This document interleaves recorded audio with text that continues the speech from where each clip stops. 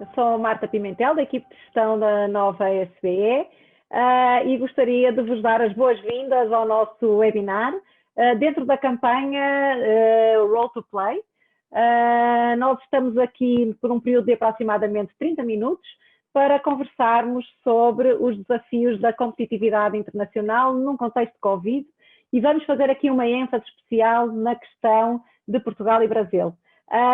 Para isso, vamos contar com dois especialistas renomados, Daniel Traça, Dean da nova SBE e especialista na área da gestão internacional e competitividade, e Carlos Arruda, diretor do Centro de Inovação e Empreendedorismo da Fundação Dom Cabral e especialista em inovação e competitividade.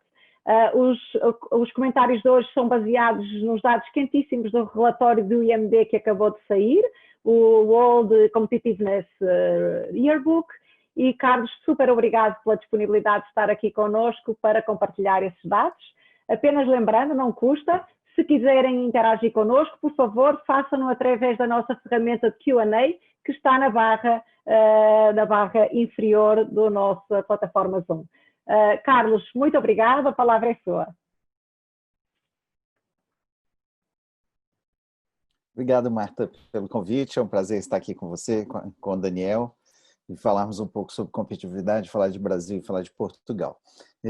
O relatório de competitividade internacional, o World Competitiveness Yearbook, celebra esse ano 31 anos. E no Brasil, nós somos responsáveis pela coleta e análise dos dados relativos ao Brasil. E hoje vamos fazer aqui, junto com o Daniel, uma reflexão tanto sobre o Brasil no presente e o Brasil no futuro, quanto também Portugal, e um pouco bater um papo, né, Daniel, sobre esses desafios dos nossos dois países. Primeiro, só para que vocês entendam, o relatório ele agrega 63 países em que são analisados diversos fatores. São cerca de 300 variáveis que são incluídas nesse relatório e eles combinam de maneira pouco comum, pouco usual, indicadores econômicos com indicadores sociais, com indicadores empresariais, com indicadores de infraestrutura, indicadores de ciência, tecnologia e educação. Então, o objetivo do relatório não é medir a capacidade da economia ou as condições da economia, mas sim as condições que um país tem a oferecer às empresas que operam nesse país para competir no cenário internacional. Então, eu diria que o competitividade aqui é entendido como as condições para em um determinado país, as condições que um determinado país oferece para as suas empresas. Como vocês podem ver, o bloco desses 63 países é liderado por um conjunto de países predominantemente da Europa, alguns países da Ásia, especialmente Singapura, que pelo segundo ano consecutivo está no primeiro lugar, seguido Dinamarca, Suíça e Holanda, e Dinamarca foi o destaque, tendo crescido, ganho 6 posições. Depois podemos voltar a comentar o que aconteceu na Dinamarca para ter esse avanço. Podemos observar também que os Estados Unidos perdeu 7 posições, saindo da terceira para a 7. Os Estados Unidos era o país mais competitivo há 3 anos, então ciclo de queda da competitividade americana e coincidentemente, o mesmo nível de queda da competitividade chinesa, sugerindo aí uma relação com esse conflito, com essa tensão entre os dois países numa guerra comercial que impactou não só os Estados Unidos e China, mas impactou o mundo todo. Portugal aparece aqui ganhando 2 posições, ocupando agora a 37ª posição, e o Brasil bem mais embaixo, ocupando a 56ª posição, tendo crescido 3 posições nesse ano. Um detalhe que é importante observar na análise comparativa de países é que muitas vezes o crescimento de um determinado país não significa avanço competitivo, mas sim que outros países com níveis similares de competitividade perderam capacidade competitiva, que foi o caso tanto de Portugal quanto do Brasil. Não é que os nossos países tenham melhorado, avançado na competitividade. No caso de Portugal, houve uma substituição da Polônia, que estava em 39º, caiu para 38º, caiu para 39º, e da Indonésia, que perdeu várias posições. 32. Essa competitivo internacional. As 3 posições que o Brasil avançou também são frutos de queda de competitividade de outros países, no caso Eslováquia, Jordânia e África do Sul, não necessariamente um avanço da competitividade brasileira. Quando comparamos os dois países nos últimos anos, uma comparação desde 2011 a 2020, a 2020, o que nós vemos é que o Brasil deslocou da zona intermediária para uma zona de baixa competitividade.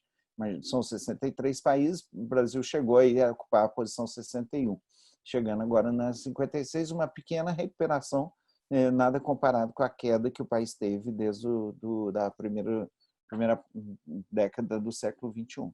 Portugal seguiu uma rota parecida, mas ao contrário, Portugal ganhou competitividade nos primeiros anos até 2015, depois ficou oscilando, sobe e desce, e está em uma zona intermediária, praticamente a mesma, um pouco melhor do que estava no início dessa década. Isso mostra um posicionamento muito claro, e nós vamos ver, rapidamente, para incluir o Daniel na nossa conversa, o que nós chamamos de landscape competitivo, que mostram os altos são os pontos fortes de cada país e os baixos os pontos fracos de cada país. A gente pode ver que o agregado, que o maior número de posições ruins do Brasil estão associadas ao pilar que nós chamamos de eficiência de governo.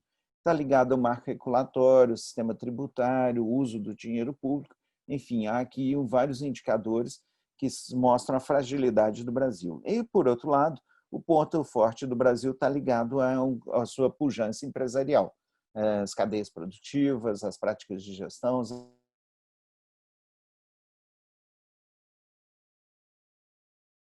Brasil, esse ano, passou a ocupar a última posição no indicador que é super precioso para o relatório, que é os indicadores de qualidade da educação.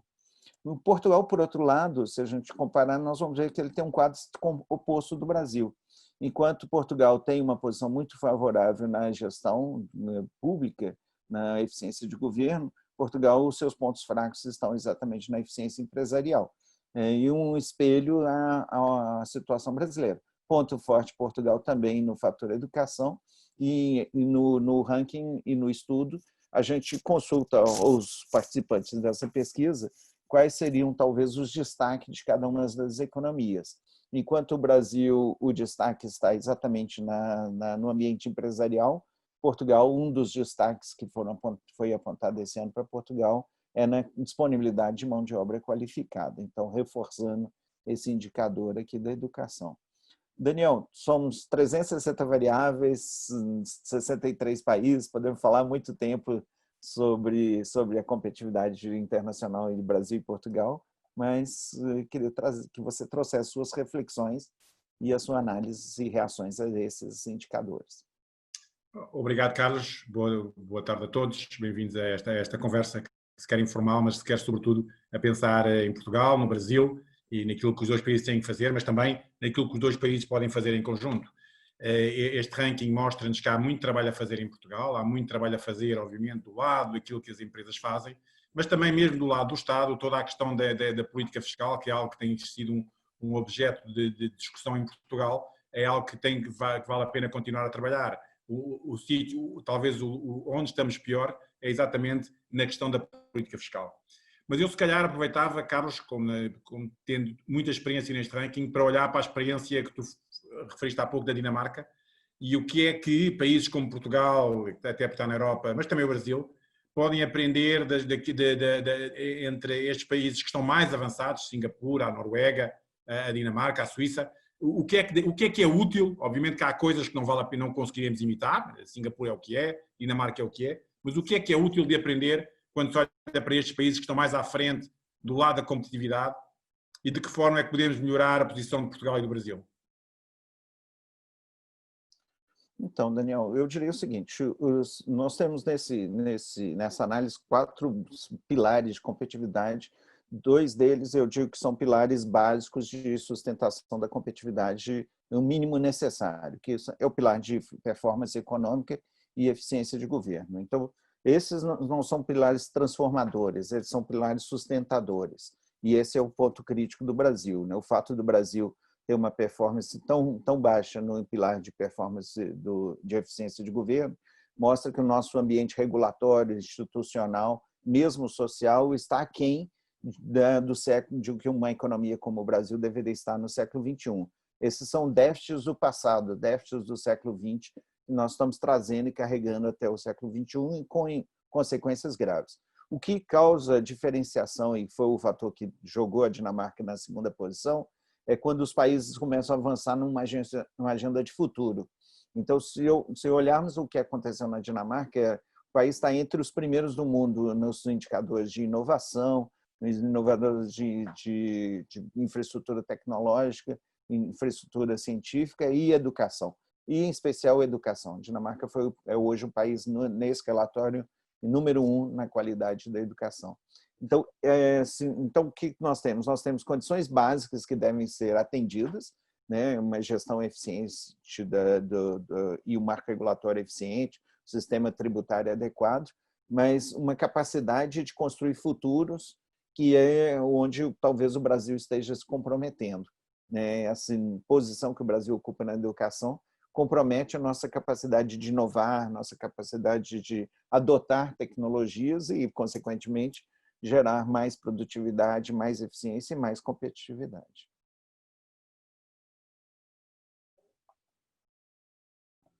Tu referiste que uma das grandes questões do Brasil tinha a ver exatamente também com esta questão do ambiente internacional, a internacionalização da economia brasileira. É um nível em que a economia brasileira está relativamente mal qualificada. E hoje em dia toda esta questão da inovação também tem muito a ver com a internacionalização, não se pode dissociar uma da outra.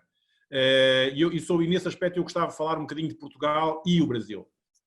A Mercosul e a União Europeia assinaram agora um acordo, há um acordo de comércio livre entre estes dois países. De que forma é que achas que esta relação entre Portugal e o Brasil, sobretudo no contexto desta liberalização que está para chegar, que permite a Portugal ir para o Brasil e com mais força para todo o Mercosul, e permite ao Brasil também, através de Portugal, chegar com mais força à Europa, de que forma é que esta oportunidade pode ser uma forma de aumentar a competitividade do Brasil e de Portugal num projeto em conjunto? Então, o primeiro ponto que você falou da internacionalização, o Brasil tem uma característica, né, de um grande país, que é um país que atrai muitos investimentos estrangeiros. No relatório, esse é um dos pilares que nós analisamos, e apesar do Brasil ter perdido em 2019, menos recursos vieram para o Brasil como investimento direto, isso é investimento em produção, o Brasil ainda ocupa a 4ª posição nos volumes de investimentos que foram realizados nos últimos anos. Então, o Brasil é um país, pelo tamanho, pela orientação ao consumo, pelas características da sociedade, muito atraente pelo fato de ter potenciais de investimento em infraestrutura, em outras atividades similares, com muito potencial de atração de investimento. Então, esse investimento que entra no Brasil, ele é alavancador daquele elemento que eu comentei da performance empresarial, porque quando esses investidores vêm, grandes multinacionais europeias, norte-americanas, agora mais recentemente asiáticas e mesmo oriundas da Rússia, essas empresas vêm com investimento e com tecnologias, com processos, com inovação. E elas promovem, de alguma forma, o desenvolvimento da cadeia produtiva local. Então, o Brasil tem uma condição muito especial, que ele se torna internacional de fora para dentro e não de dentro para fora, como uma economia pequena, né, uma população pequena como Portugal necessitaria. Então, o Brasil ele é um país de baixa produtividade, e aí sim eu acho que é onde a internacionalização poderia ajudar muito, e fundamentalmente a colaboração com Portugal. O Brasil está entre os países do relatório com menor produtividade, na posição 61, e Portugal já está numa posição muito mais avançada. Então, eu acho que existe potencial, sim, de colaboração empresarial, com o foco em ajudar o Brasil a fazer esse leapfrog, né, de uma economia atraente, porque ela é grande, com potencial de retorno para os investidores estrangeiros, mas defasada do ponto de vista da produtividade e do ponto de vista da inserção global. Eu costumo dizer que o Brasil é um micro player global, né? Se nós olharmos, o Brasil participa com menos de 1,5% do fluxo de comércio mundial. Isso é nada, isso é desprezível. E consideramos que ainda a maior parte desse comércio é de produtos básicos, commodities, agrícolas e minerais. Então, sim, eu acho que esse acordo ele poderia ser favorável se ele ajudar o Brasil a fazer esse salto, né, avançando na adoção de tecnologias e na inovação. Mas Para também Portugal... pode ajudar, por exemplo, a que Portugal, até porque o Portugal tem um bom, quer dizer, onde o Brasil tem mais fragilidade, que é no ambiente de enquadramento, Portugal claramente tem mais força. Onde Portugal parece ter mais dificuldade, que é na sua capacidade das suas empresas de se projetarem internacionalmente, claramente o Brasil tem mais força. Pode este acordo ser uma boa forma de o investimento brasileiro em Portugal começar a conquistar mercados europeus? Pode ser uma estratégia que faz sentido? É uma estratégia que já foi, inclusive, tentada por muitos, ou mais que isso, já foi a estratégia de muitas empresas brasileiras no seu caminho da internacionalização. O desafio da internacionalização da empresa brasileira é porque o mercado brasileiro é tão protegido que muitas vezes a empresa se considera um país autossuficiente, o que é um erro estratégico.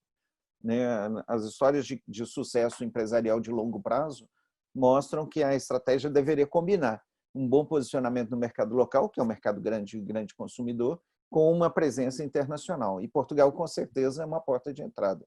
Aliás, Carlos, uma coisa que é interessante é que, comparando, por exemplo, o Brasil com a China, que também é um país grande, portanto, poderia cair numa tentação de se considerar autossuficiente e de fazer com que as empresas ficassem fechadas naquilo que é o seu espaço natural, mas a estratégia é realmente muito diferente. As empresas chinesas saltam da China para fora e nunca ficam fechadas no seu próprio mercado. E, portanto, é exatamente revelador do ponto que estavas a dizer. Mas eu gostava também de mudar aqui um bocadinho e trazer um tema novo. Obviamente que não podemos ter um debate sobre a competitividade num índice que se reflete em 2019, mas estamos em 2020 e 2020 tem aqui um acontecimento muito diferente, que é a pandemia que estamos a viver, com o impacto que ela tem na economia, e eu acho que valia a pena também nesta lógica falarmos de que forma é que esta pandemia afeta o tipo de políticas que os governos devem levar a cabo neste contexto de competitividade. E a pergunta que eu ponho talvez seja essa. De que forma é que, neste contexto da pandemia que vivemos, Portugal, o Brasil e qualquer outro país deve afetar, é que esta pandemia deve afetar a forma como nós olhamos para a competitividade e para as estratégias de competitividade. Só para enquadrar, em Portugal, neste momento, o governo trouxe alguém de fora, aliás, para olhar para a realidade da economia portuguesa e para propor uma estratégia nova, diferente e que se ajustasse a este mundo novo que virá com a pandemia. E a pergunta que eu ponho é: este processo, na incerteza que vivemos, é o tempo de se pensar num futuro radicalmente diferente ou é o tempo de se ser conservador, isto tendo em conta a necessidade de defendermos a nossa competitividade? Essa é uma pergunta muito difícil, Daniel, porque nesse momento pós-Covid, pós-pandemia, nós vamos viver duas situações complexas, que é incerteza e complexidade.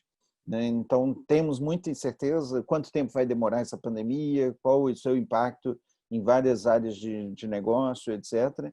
E a complexidade porque muitos atores estão se movimentando ao mesmo tempo. Se olharmos a China, provavelmente vai se movimentar, aumentar sua influência no mundo, fazendo aquisições, aproveitando que há uma desvalorização geral de empresas em todo o mundo. A Rússia também está se movimentando, os Estados Unidos vai ter um ano eleitoral. Então, nós temos um ano de muita complexidade e muita incerteza. Tomar decisões nesse contexto é muito difícil. Então, provavelmente, o que nós temos recomendado às empresas e aos governos é fazer análise de diversos cenários e pensar qual seria o potencial desse ou daquele país ou daquela empresa nesses diferentes cenários. Eu diria que é impossível projetar com um grau de assertividade onde estaríamos no futuro. No caso Portugal, talvez tenha uma vantagem que o Portugal já superou a fase crítica da pandemia, que é a ameaça à sobrevivência do cidadão, das pessoas. O Brasil, por ter uma infraestrutura social muito defasada, no relatório aparece na posição 62 entre os 63 países, ou seja, o Brasil tem uma debilidade social, um nível de desigualdade muito grande, numa grande massa de população. É o país que vai estender e vai sofrer um período mais longo essa crise do ponto de vista da pandemia, impacto na saúde e no bem-estar da população. Isso pode gerar para o Brasil um ciclo de dificuldade maior, porque mais recursos vão ter que ser investidos agora para preservar a vida, preservar as empresas, né? O papel do Estado hoje é de sustentar a sobrevida tanto da população quanto das empresas, principalmente as pequenas e médias empresas. Então, se nós tivermos um ciclo muito longo desse tipo de situação, nós vamos sair dela todo mundo zerado. O Estado sem recurso, as empresas sem recursos, a poupança no nível muito baixo, tanto público quanto privado. Considerando que essa incerteza é global, não é concentrada no Brasil, também não vão ter recursos internacionais para investir na recuperação da economia brasileira. Então, olhando da perspectiva do Brasil, eu vejo com muita preocupação. Nós não vamos ter nenhum V, nenhum W, né? Na realidade, nós vamos ter uma cauda longa de impacto negativo. Como sair disso? Provavelmente promovendo as competências que nós já temos nos países, né? E alavancando essas competências no mundo. Mas essas competências talvez tenham que ser atualizadas, né? Se houver o que começa a acontecer, que é uma desinvestimento na Ásia, né? Redução da presença de indústrias na China, buscando outros lugares do mundo para focos de produção, um realinhamento das cadeias produtivas globais, Portugal talvez possa aproveitar dessa situação, né? Considerando que é um país de mão de obra qualificada, um país com custos relativamente baixos, comparando com outros países. Então, talvez seja a hora de pensar um país de aproveitar a crise global para renascer de uma forma diferenciada. O Brasil poderia também, né, já que tem uma capacidade industrial ampla, mas tem baixa produtividade, baixa presença global, um ambiente político e social complexo. Então, talvez o Brasil tenha menor capacidade de fazer essa passagem para as cadeias globais que Portugal. Então, o que eu diria é o seguinte, a recomendação é olhar cenários, olhar diferentes oportunidades, diferentes saídas e falar, né, se isso acontecer, como que estaria os nossos países? Mas muito difícil de acertar, né, do ponto de vista de uma projeção estratégica para onde seria o melhor caminho a partir daqui. Mas, Carlos, este ambiente, será que, do ponto de vista da competitividade, aqui daquilo que são os fatores de competitividade, daquilo que são os fatores hoje alinhados, as coisas vão mudar com esta pandemia ou a competitividade vai ser basicamente os mesmos fatores e tudo vai depender, no fundo, de duas coisas, que é haver recursos para recuperar, que foi o ponto que referiste, que o Brasil terá poucos recursos e Portugal é capaz de ter mais recursos, porque a pandemia acabou mais cedo e porque a própria Europa vai disponibilizar mais recursos. Né? Portanto, Portugal claramente terá mais recursos, mas o caminho a seguir, havendo esses recursos, vai ser diferente daquilo que era no passado ou continua a ser aquilo que a Dinamarca fez no passado, o modelo que pode inspirar aquilo que será a visão para o futuro? Então, Dinamarca, Suíça e outros países, eles já estavam mudando os pilares da competitividade. Para eles, os pilares mais importantes são os pilares portadores de futuro. Isso é transformação tecnológica, soluções digitais, etc. Então, claramente, nós estamos migrando. Eu faço sempre analogia com o final do século XIX, quando as cidades eram movidas a animais, a cavalos. E 10 anos depois, em 2010, ou 1910, já praticamente não havia cavalos em cidades como Paris, Londres e Nova York, pelo menos nos grandes centros. Em 10 anos, o mundo mudou da sua mobilidade animal para autônomo no automóvel. Nós estamos vivendo, junto com a pandemia, essa mesma transformação. A gente não percebe porque a gente está dentro dela. Nós estamos aqui fazendo uma videoconferência internacional com dezenas de pessoas de vários países do mundo nos ouvindo. Poderíamos estar falando várias línguas, a solução permite que a gente fosse multilínguas aqui nessa discussão. Essas soluções tecnológicas vão revolucionar muita atividade. Eu não preciso ir até o belo campus da Nova para aprender com o Daniel Traça. Provavelmente eu vou ter acesso ao seu conhecimento de uma maneira remota e isso vai revolucionar como nós fazemos educação. A telemedicina está revolucionando em vários aspectos o tratamento e a saúde. E eu acredito que nós vamos ter, e o que nós vemos no relatório de competitividade agora de 2020, em relação a países como Dinamarca e Suíça, é que eles já estão nessa nova competitividade. E, com isso, eles estão se você está gerando mais valor, você está gerando valor de uma maneira diferenciada. Esse é o elemento tecnológico e comportamental do jogo, né? O elemento econômico, eu acho que ele ainda tem, lógico, a economia, né, os fatores clássicos da economia não mudaram, mas você vai ter uma aceleração de construção, de acumulação de riqueza com essas adoções tecnológicas, né? Se a gente pegar essa plataforma que nós estamos usando aqui, que é o Zoom, ela está revolucionando a comunicação no mundo todo. Era uma pequena empresa que agora tem valores absurdos, né? O seu valuation, o seu capital value. E é isso que nós vamos ver. Nós vamos ver soluções novas sendo globais, gerando acumulação de riqueza de maneira extraordinária e substituindo soluções tradicionais que já existiam há dezenas ou centenas de anos, em alguns casos. Carlos, o nosso tempo está a chegar ao fim, são 6h29, vamos ter que fechar às 6h30. Eu queria te agradecer imenso.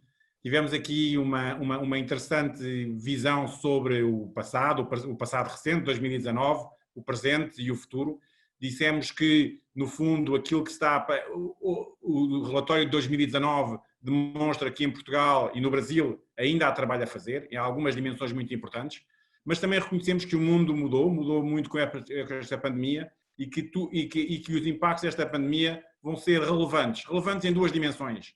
Uma, porque por um lado vão deixar muitos países com muito poucos recursos para investir no seu futuro, é o caso do Brasil, por exemplo, mas ao mesmo tempo, para aqueles que vão ter capacidade para investir no seu futuro, que é o caso de Portugal, porque dominou bem a pandemia e porque ainda por cima vamos ter algum apoio da Europa, o formato de sucesso não mudou.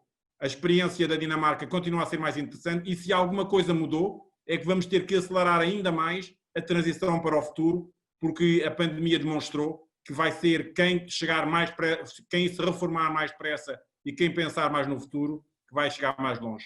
Eu acho que esta é uma oportunidade que não podemos perder, é uma oportunidade que ainda por cima que se está a pensar o futuro da economia portuguesa, é o momento certo para nos transformarmos na nossa tecnologia, na nossa economia, mas se calhar também um pouco na nossa forma de estar como portugueses. Fica aqui essa reflexão e encontramos aqui todos no próximo webinar. Oh, Daniel, só um minuto antes de fechar, tenho duas perguntas globais, uma do Brasil e outra de Moçambique, que eu gostaria de ter a oportunidade de endereçar. Um minutinho, rapidamente, Carlos, que tem a ver com a questão da educação no Brasil, o pilar da educação que o Carlos falou, como fazer para que ele possa contribuir para a competitividade. E a pergunta que vem de Moçambique vem na questão do investimento, não é? Está em pleno mergulhado no problema do coronavírus e se devem ou não devem investir. E a pergunta é aqui da Petrobras, da vitória da Petrobras. O investimento é com o Daniel. Investimento é para o Daniel, então investimento para o Daniel, educação para o Carlos. Vamos lá. E a pergunta da educação é do Everaldo, da Fundação Fritz Miller. Carlos, força sobre a educação. Eu falarei sobre investimento em Moçambique. Então, perfeito. Bom, esse é um problema complexo porque ele não é um problema de governo. Apesar de o Brasil estar vivendo aí uma crise, né, com o seu Ministério da Educação, acho que seria um erro da nossa sociedade delegar para o governo esse papel. Eu acho que a educação ela só vai se revolucionar se a sociedade chamar para si esse papel. E a sociedade brasileira, com belas exceções, temos muitos exemplos, ela ainda se omite de participar de forma atuante nesse compromisso da educação. O problema da educação brasileira não é quantidade, é qualidade. O Brasil está entre os 10 países que mais recursos dedica à educação proporcional ao PIB. Está na ordem de quase 7% do PIB brasileiro é investido em educação. O que acontece é que esse recurso está mal investido, está investido de uma forma reversa. Há mais recursos na educação do ensino superior, formando cientistas e pesquisadores, o que é altamente necessário, né? Não há dúvida disso, do que na educação básica, formando uma base social de melhor qualificação. Então, há um fenômeno histórico no Brasil que tem que ser discutido, ele não é fácil, porque você tem uma estrutura estabelecida há muitos anos, de pensar como melhorar a educação de base e aí sim, a partir dessa educação de base, desenvolver uma educação superior com qualidade. E reverter isso é muito difícil. Então, o que eu diria é o seguinte, nós deveríamos recomendar para a sociedade, para as empresas, para a organização social, de participar desse processo de educação de maneira mais efetiva. Obrigado, Carlos. Deixem-me só falar aqui um bocadinho da situação em Moçambique e da questão do investimento. Eu diria, e da questão mais geral da economia e do Covid, se calhar vou fazer um ponto. Número 1, sobre Moçambique, tanto quanto eu sei, não tenho os números na cabeça, mas a situação do Covid em Moçambique é menos grave que em muitos outros países e até se podia pensar tem a ver com falta de teste e tem a ver com o facto de muitas das populações serem muito pobres e estarem a ser afetadas. Mas quando olhamos para os números, para o efeito que está a ter na sociedade de classe média moçambicana, onde aí se refletiria e se viria e se sentiria o impacto, também aí os números têm sido um pouco relevantes. E, portanto, o primeiro ponto é que neste país, em muitos países africanos, a expansão dos números do Covid estão a ser menos dramáticos do que são em muitos outros países, tanto quanto eu me tenho a perceber. Dito isto, o potencial da economia moçambicana está presente. A economia moçambicana, sobretudo naquilo que foi do ponto de vista da instabilidade governamental, melhorou bastante e se há alguma coisa, esta questão do Covid, se não tiver muitos efeitos, vai assegurar ainda mais estabilidade na economia moçambicana. Obviamente que os desafios que se estão a ver no Norte são desafios que existem e a grande questão é se haverá controle da situação de segurança que se vive no Norte. Portanto, mas o potencial da economia moçambicana, e nomeadamente dos projetos que lá estão, continua válido e, portanto, acho que não há razão nenhuma para se voltar atrás nos compromissos que se assumiram com a economia moçambicana. Quanto ao geral do impacto económico do Covid, eu gostava de deixar aqui um ponto que se calhar pode ser diferente. Eu acho que a maior parte das previsões que se fizeram sobre o impacto económico do Covid se fizeram com modelos económicos que não estão minimamente preparados para lidar com a situação do Covid. Nós precisamos perceber quando se diz que o PIB vai baixar 5, 6, 7, 8, 9, 10%, o que estamos a fazer é ter um modelo da economia ao qual estamos a simular um choque e a ver o seu efeito. Ora, não há nenhum modelo que esteja preparado para simular um choque como o Covid. E um dos pontos que é mais interessante é que quando olhamos para a economia americana, onde há mais dados e há mais modelos, o que tem acontecido nos últimos dias é que os modelos que estavam a ser feitos estavam todos a prever situações piores do que aquelas que estão a verificar. O desemprego não foi tão alto como aquilo que estava a verificar e agora saiu um outro indicador, que agora não me recordo, e que também não foi tão negativo como aquilo que estava a verificar. Portanto, há um cenário real em que, no fundo, o que nós podemos estar a ter um overshooting, podemos estar com os nossos modelos da forma como os nossos modelos estão a tratar, que é muito imperfeita, esta recessão como sendo algo muito prolongado e que é o que eu tenho defendido há muito tempo, esta solução não é uma pergunta que se possa fazer aos economistas, porque os economistas não têm ferramentas para lidar com ela. A principal resposta sobre o que é que vai acontecer nesta recessão é uma pergunta para os virologistas. São os virologistas que vão poder dizer quanto tempo e que impacto a pandemia vai ter. E é só com base nisso que nós podemos fazer previsões. Portanto, eu diria que, para além, portanto, respondendo à questão de Moçambique, acho que as perspectivas de Moçambique, porque o impacto do Covid não está a ser tão grave como noutras situações e também porque a estabilidade em Moçambique não parece que está mais forte do que estava há uns tempos, tirando a questão da insegurança no Norte. Acho que Moçambique continua a ser uma economia com enorme potencial e acho que a recuperação da economia em 2021, se a situação da pandemia ficar controlada, isto é, se as pessoas tiverem confiança que não vão ficar infectadas por andarem na rua, por andarem nos transportes públicos, por ir a uma loja, por ir passar férias, essa situação resolvida, a recuperação da economia, estou eu convencido, vai ser maior do que aquilo que os mercados estão neste momento à espera. E a razão de ser é porque os modelos que estão a ser utilizados estão simplesmente não preparados para lidar com uma situação como esta e podem estar a sobreestimar as consequências. Marta, deixa-te então... Obrigada aos dois. Obrigada aos dois. A última pergunta é uma provocação de Portugal e Brasil darem as mãos no quesito educação, para que, de facto, com o benchmarking dos dois países possa-se melhorar a situação da educação no Brasil. Foi um prazer tê-los, estamos mais do que em cima da hora. Este webinar fica gravado na nossa página www.rolltoplay.pt. Por favor, fiquem à vontade para consultar este e outras fontes interessantíssimas que estão lá. Obrigada aos dois e até à próxima. Obrigado, Marta. Obrigado, Daniel. Obrigado a todos. Vamos começar nós dando exemplo, aumentando a nossa parceria, né, Marta? Exatamente. Então, ficou a provocação. Adeus a todos. Adeus.